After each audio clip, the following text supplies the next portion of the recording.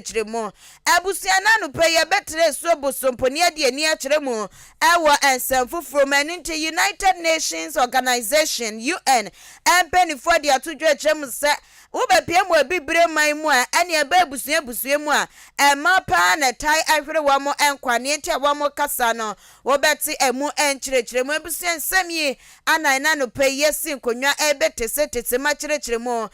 de ama wo national song asa abefo ntentan kase so yetwa ye ho frede anya sem ketwa enu ti Facebook and YouTube ya Ahenkan 93.3 FM ya troya kase nti ukwa wa like wa share ye wa dwenkyere no wo de egu kama ede amayen saso ana YouTube no na ne wa subscribe se ne be ya tumedi a wodio nyina no wo benya ho enkaibo ana spiesie enko emayen aboafo ena no penso no waso ya sen eje yen tata Watchman Development Association Afei Hector International School saso ana Action Progressive Institute Afei Ahenkan FM Marketing Department Wama Daroma ana na no pe yatena se akase no ye betwe ne srani abasa ede ama meso maje peni ye bekenkan midin ene maame akua janewa na ebusia sanse kase no emu odan emu ohwa mutini information centers bebro aduonum ne ekire wo man Ghana poya manten bebia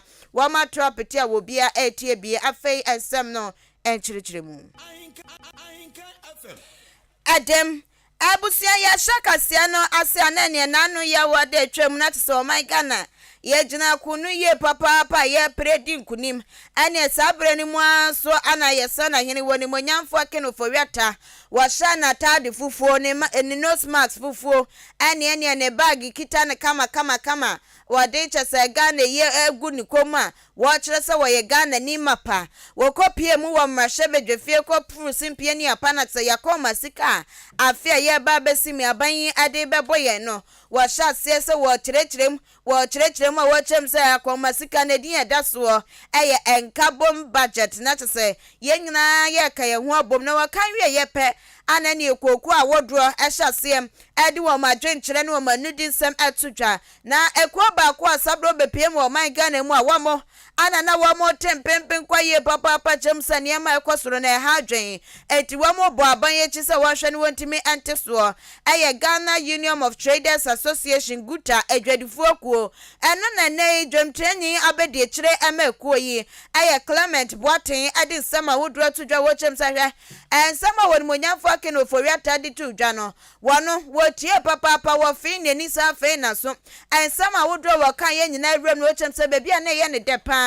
aya 7-point agenda abainsa wade ehihye so na be betimi aboa amasika sem ejina ye maimo ana wochem social 7-point agenda ye wade tudwa na wakika nsem bebre bi krampo wo ye maimo eniema wodro ye wo maimo obehye kena so ne be ya ama foforo so betimi aba na ne wo ma ba krakra ko ba ne sakra sika ebetimi ejire mu afe ya ban ne sanso di tudwa ese wo be ye nsakra ye wodro bi ewo export and import ni nyina no sesa ban hwetimi edi so a ebeboa ye pa bema wo mo adwadifo wo mo nso atimi ha me ye pa ne wo chem se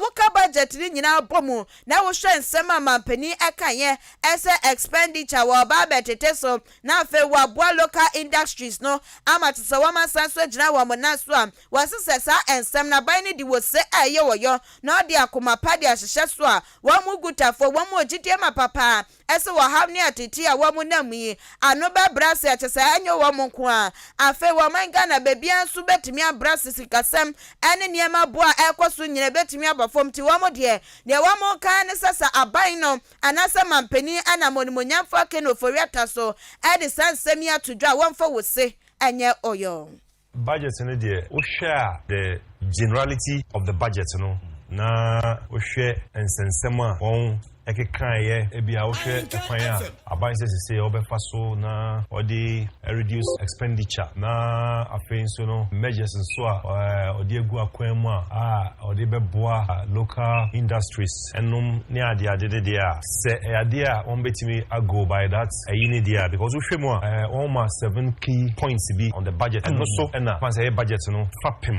eno na won begina so edi aye adwuma enhye a won de begu akwan mu a won edi ebe make sure sure say on betimi enye sika internally and also no share on the begu kwan ma on be say the way we won see expend sika no so no on can be so about export say at least say it me structure reforms of the public sector there no on betimi ashemuke na enti wo hwe generally the sense nsem ya won kan ye dia na say ampa say on betimi de o say aye oyo na anka wo hwe dia anka metimi aka say ebeboa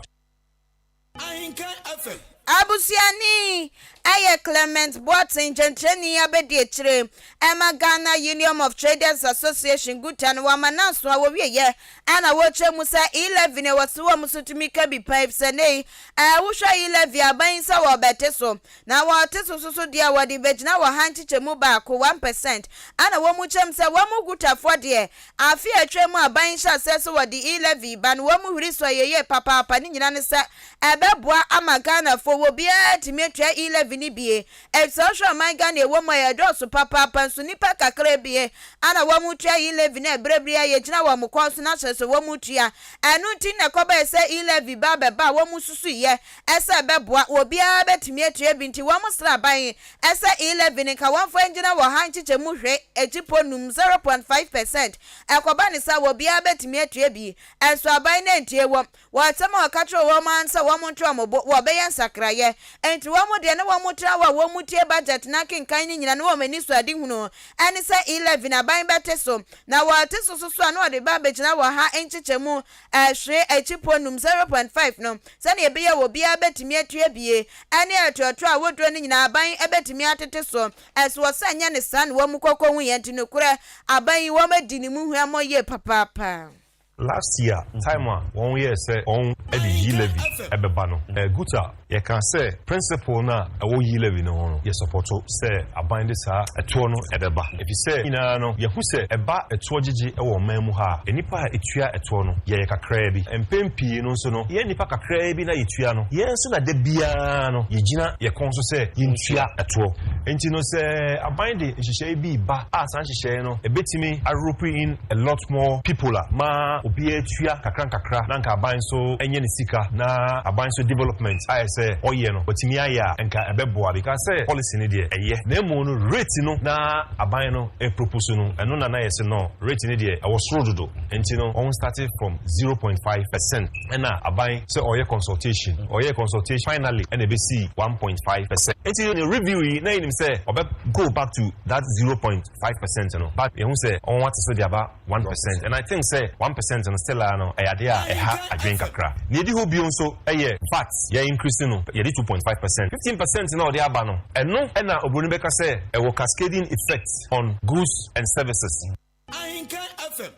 Abusia Clement Boatin aye dwem treni abedi echire Emma Ghana Union of Traders Association guta ya transam ne so wansam fufromu ene tese December busum ye fiade dikan bia wa man Ghana ye bochenku ye papa mante ma wodo ne nyina na tese kuafo wa mu ho ya hwe etimi abo wa mabaso se wo munyuma wa mu di ne so ni nti ye hwe nimo ese hire be efiade di enimi ene National Farmers Day celebration ebetimi akoso na asa na ebekoso no bepie mu ewepoye mantema ya de ahihye na chese empeso a wodro wa mantemi mu ni ahye ebo ekuafo abaso ye papa ne da anekoso obepie mu Brim Central Municipal Assembly a ekoso pepepe na dwumede ne koso ewoye achim oda enkwanta ewo ne koso enitiri ne akukudam ekopie mu ewo dwumede na se ye papa municipal chief executive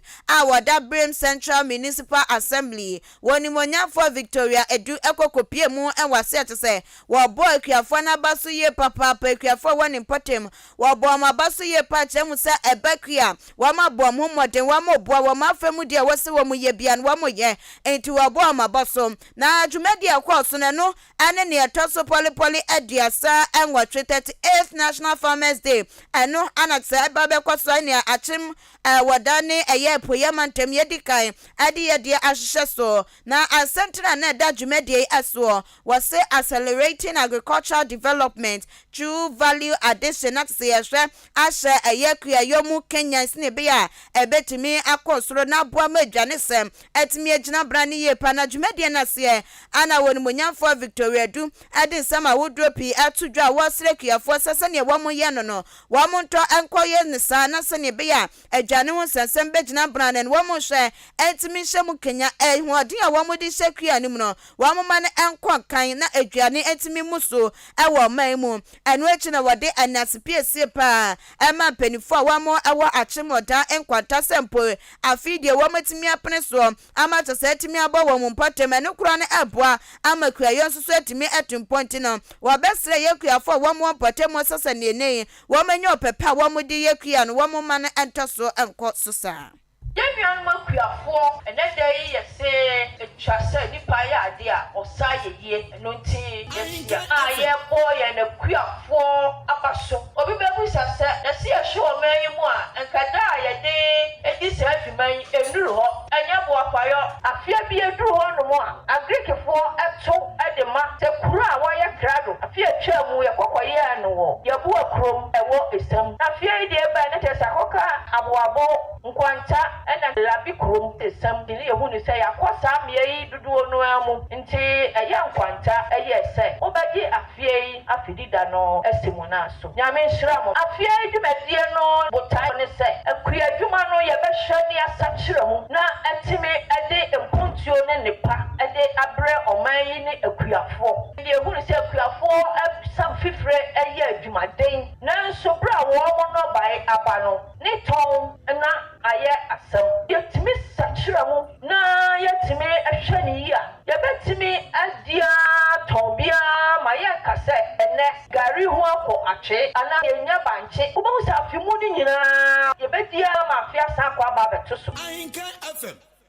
Abusia Municipal Chief Executive, our Wabrem Central Municipal Assembly, Wanimonyam for Victoria, Dunine Yetia, Yana Wakasawi Yepem, Anna Mrashebe Jenia Watch Modam Peswaso, Wanimonyam for Alexander Kwesia Kwasudene dear to Ja, was Sheme Bunisa or Besramo Papa Sabre, and Bre was Wamudrum, who every Kia Yomu, Emma Kia Yosu to me did Yomu Pananienta Wakas and Watchemusa, Nano, Aquamasika. Buying the boy yet so one quote working Kaiwamra Shebedrefieno, and some I would buy the two Janina Safia Babesimo Basha, na Kriyo agricultural sector no, what to me this council Remu Papa Power Babe piano, ama sorry Janan and Nasu to a best as a mebuni from whom Rema Fisa Fena Kriyo no, Abby yet day. Omaino ayemponso se ye nyame edida yen eye yekua eno ye wahase ya ye ni obie ni mu chefa no etotwene yamfa ye ni anko ho ama enne ekom ediye no edi eduane boa akosoro abedu pempenso bi a yesika dodo a yenya wo mamu hase no emu dodo na no ye dikra nnuane abra wo hwe no baye wahase bia enne ye di eba be exhibition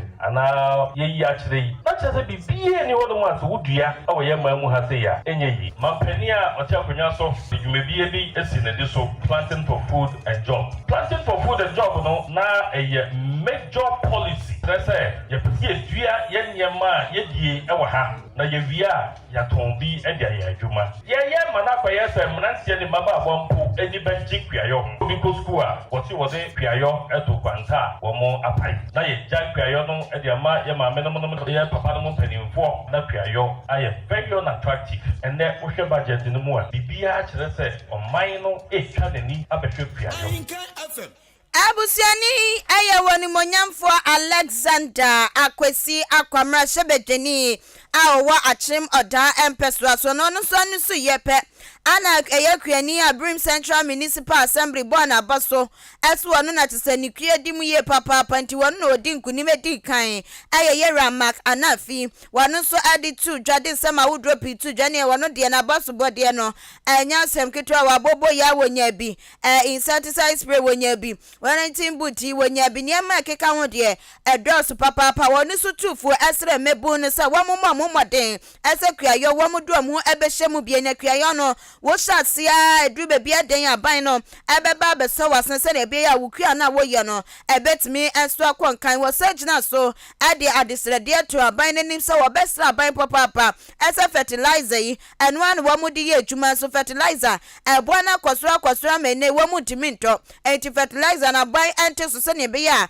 wo betimi atanka ne kra na ka fertilizer ye de mo free ye de mo kwa yenyum simpo na sete kumpo enti wantimi nte so afa enkade a wo mudi ye kra biti se sekan aso ene ade nyina wantimi ente so se ne be ye beboa amakua yo akọ enkan Areas mo ano no eye 2000 many pa na always campa no ekwe ne friend brigade and this obi always ka we ase eye kwe ne dia ere na me so menye menim dia kakra onyankopon dia dom me no ene ahode no e de be wura kwe ampanso e de wura mu no osoro eye madom de medua bi a eyie kofafa mensam so enya dwuma first pa ne de se uwie kwe na kra ne tokra den onye obi anto yenso eye koko ne multi trupa ne eye afie pe na ase ene makosro nti ama mo na kosro kakra man na be 3-4 years cry mo near ton 160 emphasis obi anu so sa nei emphasis abaso no so no de wo must to no mu fa no amadwuma die no ska opese unya uton ade be ye no university kan nyina sa go ru akua no e say problem pa ye wo no e wo enro ene feta ye de ye dwuma no be ye 2 years ni near ton 48 cd near to to do but afia dwuma me ye no the cut fet mpk no 400 million no so 470 say e ko 5 or something empo unya bi ama ye bre ye de ya ho odin ni dua mo no we are machine how de betwa kra no eden pese ye said aban ne kan enso ye ni aka de ye aban so ya sin o ska fam no bo a machine so e betimi da ye dwuma na kese a e betimi akoyanim bi so betena se sa aban ne mle ni ska ansa no da dwuma na nye ye nemu onye dwuma no na aban ne ma meso na se Ahenkan FM. ya dwuma no na aban ne emra meso wasen abusia ani Aya best farmer wo Brem Central Municipal Assembly yera mark anafi ye to assembly so na ensama wodwa na ekoso ba enkwalantete ye ane wa ya na chese wonsem no akwa ye bebre pa bi se ne akola no obekọ school wo school fees se free education grandpa wo ho ani bottom sika wo so akọ wotimi didi ane na chese bibia so etimi kwankan man school feed wo so otimi nkotena se ankotwe school feeding enti wo kwa wo so wotimi edidie ne no ane kan wo bie ma chese Ahenkan Kasiebo ye bisasa sanei eba wo ma ani wejuma dia wai ana wo beyi ya mani boni abna pokuat ni ugu monten so ani adihye bi atwetwe nkomo ebi kire mu san kwalantete ye no aya dinye papa pasika su ni fia kwala no wo besu sani wo pen wunya mani nti wa mo de anka wo mbefa adwuma na adwuma ne be ma musika sika no na ne wo mo de be ba be hwe nkwala no enti aba na attention pa dia ka wo mo de be ma adwuma ebi so kire mu sei e ma ya chede efri nyankopon ho adwuma wo ye nya de adachu be kwa kobu hu akonta enso emma na nyankopon de ama wo no dachi obekwa kobu wo mo hu akonta nti wo mo de nya de wo mbeja wo mo ma akofo madwuma yentie wo mo nsem yeah wadwuma no first Ezan say wadwuma no yeah answer what me ahwe oma adwuma ya wo oma ba 20 kra na nkwa no ntum pepe so pepe so de omo ko ntum mfa munsi ba adwuma na this can ba ban what me ahwe nti adwuma de me ma adwum de wadwuma ya first answer oma kra ba ma first was se wantumi a ma wani ankwa oma ne ho a oma no so ba ya basa na omo na mabonten a obi hye be se enkura we de ho ne be wudi onipa sumase we ne ma ho ya patantan sa no enti be de ka me kwa enkwala first ka me de a nka me ma ho hia me che madwuma mu because obi wo hono ma obetimi a kire se uba yare a ose minya wadwuma ni na hu hia mo bet enkola de ese woni ko uma ho because ono ne odachi me mom de ni me anu nyina no ya asama ehu hia pa me mom de aka medwen se ka kola no mom hu hia che adwuma no first me first ansa na madwuma ba because me ma ne me dachi bi no me yemra me ma ene betimi aboa me nkora me ma no na be so so masen kakra ko sita manyankopo be frem but enti me ma ne madwuma de me ko for me ma enti anu no wo mani wejuma wo so be ko for nejuma eso be for ne ma wo so ne wan na wo kwanti we aya adihye bia wo mo ekire wo ma dwenye ntia adwenkyere iso na yenye aboafo enkrato Hector International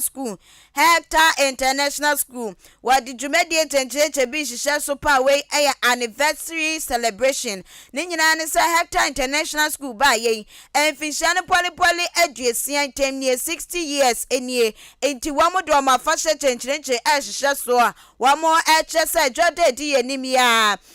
wo bubu obusume ne de to so aduno enwo 28th November na ne etuemu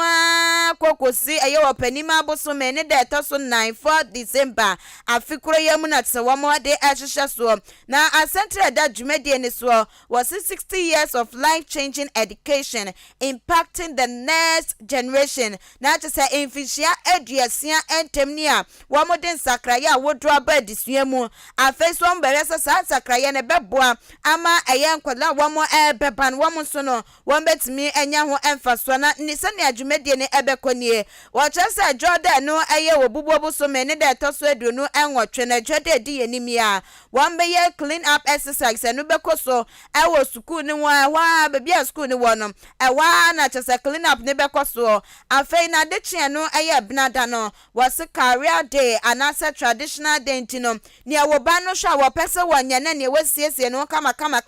obi wa asem me pese me ye doctor ni me pese me ye teacher ni me pese me ye sem training nya se wasiesie no ani se adwuma ne so afa afei sada kro na wan be ye Master and Miss Hector sada kro na so chem se dwumedi awotro na ana ebekoso afei wukwada no 30th November no wo mo se fan games na se agudi awotro na ebekoso wo mu wi a wo mo di quiz enso be hihye so na afei ne ya wada 1st December no wo matrom ho agu monten so abonkra na sa atonkra sa Hector wo mo di dwumedie bi ba hihye so ne na monten so no se sada no atade wo mo ebehye no wo mo anniversary t-shirt na afei wo mo di CJ's blue so kama na ne sneakers yi kambu enu bi na wo behye kansa kambu wo behye na afei afiade no 2nd December no wo ma ye homecoming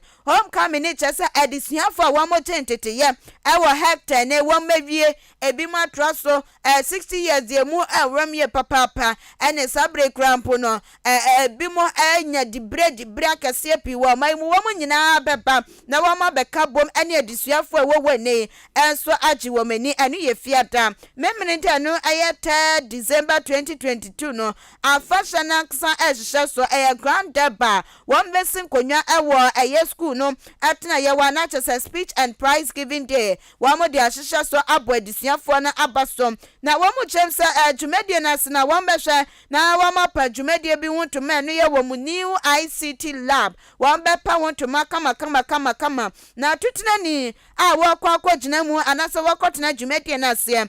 lawyer Charles Owusu Joanna wano all student 1972 acheye papa wono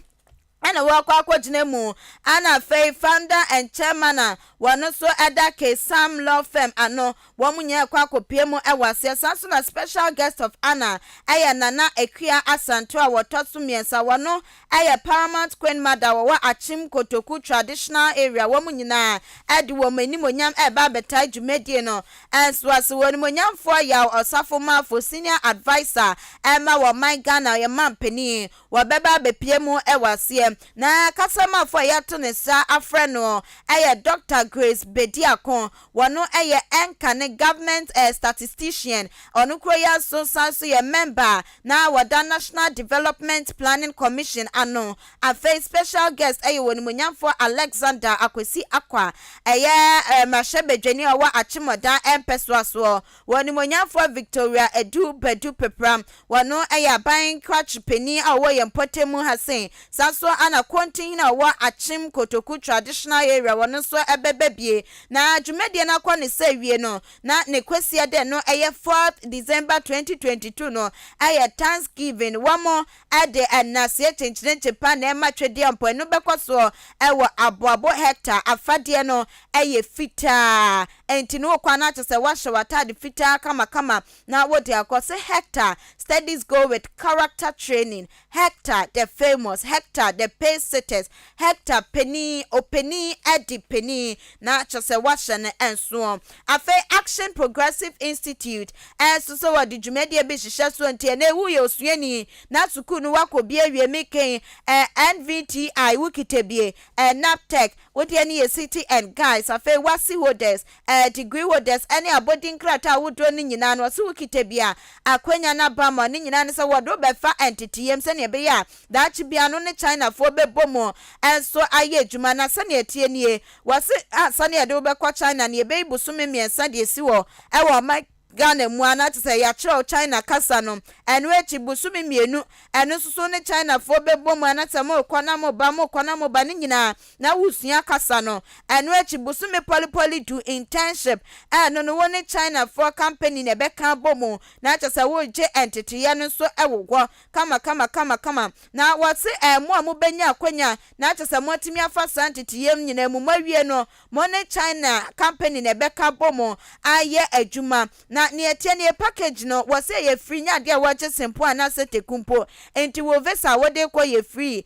take it ye free baby a wo di uti beto ene we didiem ni nyina so ye free afei bosumi bia no wo ma allowance no wanya kra no 1500 Ghana cedis enka ne 15 million na che se wentimi aso akwakoje na Action Progressive Institute se wasanso ti dwumedie foforo bi ahyehyɛ so eno ye wo mo a wo ma tro bi se wi afei na wo mo be kwa SS no wase woye pre-SHS classes amamo sanso ana wase remedial so woye bi ewo ho fe wogusuji adisuafo efiti SHS 1 de kwa kwasi SHS 3 JHS KG nursery ni nyina no wo je adisuafo hyane so SS school yi eye day ana fe boarding ti upesa wo koba wo enu bi wo ho ana boarding kama encheche mu bi asimidie ya na wa frɛ 0544 099958 0544 099958 na wajicheche mu bi a asimidie Watchman Development Association ankranku a ababa primpumtuo ama Watchman enti ya frɛfrɛ dom fisedom ana ya di achichiri krontini obeye nie obeba Ahenkan FM ya so ye ha na wa betro di utro di wi 10 cedis afa busumi bia 10 cedis na ya boabo ni nyina no de aprimpumtuo ama wochi emman cheche mu bia simidie ya wa frɛ emayi 0594 467029 0594 467029 now ni penifo atwetwe enkomom afei wudi dwa woton wade wo wonkra wo pesa woto se ne be ya amansan ne aso empempem nyina beti bintine fabra Ahenkan 93.3 FM so na ya mohu dero ema kama ya hyehyɛ yan eda form beboa amawadwuma etumpon fisa wodi etumpon no na ya so ye de etupon from marketing manager 0244 290093 0244 290093 now na twetwe komo afa busua yetoa ensem no eso edem abusia ya treso bosompo na mom ya de ani akire mu ewa United Nations Organization UN for asye ane ewa mo ato mo boase aye nhwehwemu papa de nsem ya betudwe akire mu se awiase afa na nyina ebibre ma obepie mu ha aha pa na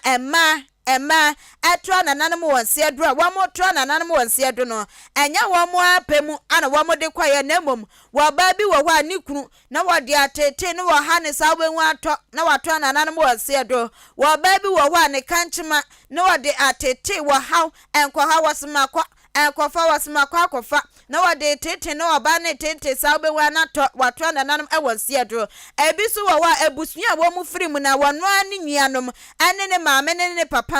wa how ne atiti bia wa mode ne ebefa munti na atse wato ananam ewonse do UN for chem sasade no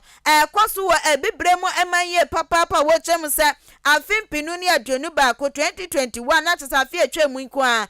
ma dodo a wo mo eto ananam wonse do ewo eye bibrem a enye wo mo ankasa penemum atiti bia wo mu kunu wo mabusuafo wo mo kanchime bi ade wo mo efem no eye 45,000 anata wo mo eto ananam ewonsia do na to say empim aduanan anum wo mu nyina to wo ma to ananam ewonsia do wo chem se enam ne senti se wo mo bubu ne to bubu ne nkonta na chese don huri ba ku bia no emanum aneto ananam ewonsia do ewa bibrem a wo mu chem se eye asifim eye papa na wade tu da no chem se sa hwehwemu yi enya UN fonkwa ne koye o nemom UN Office on Drugs and Crime ana fe UN Women womo ana womo ko mu bo mu edisa hwehwemu yi etimi hwehwe so ba betodwa wo mu chem se enwanwa nemom so no eye no krasa ekoso ye papa wanu achi ana wade echremu se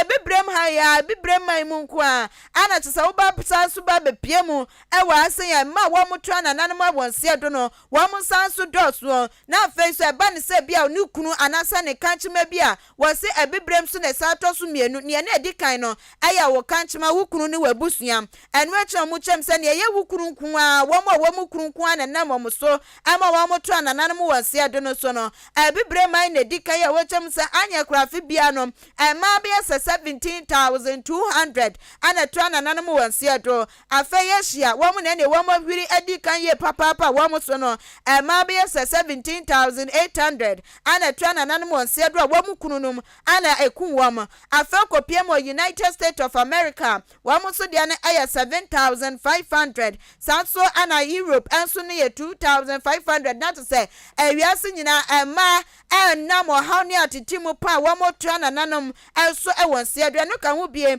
ama UN penifo dia tudwa chem se eya wrewo eya ateti enti wo mu behwe adi dwumadie ne hyehyɛ ya woduro bi egu aponso betimi aboa ama ema akɔ enkan ewo abrabo emu abusia ha ana yade kase ne esie me producer wotena fidie nechi echichi me fidie ne fu mama me ananu pay aye ama safo atwe Kwame Asante ana edimiko Facebook kama Billyman aye technician on duty me so me chepini ebe kenkan kase ne midi ane mame akua Janewa Kasiebo nesi yesi ha achia mu pii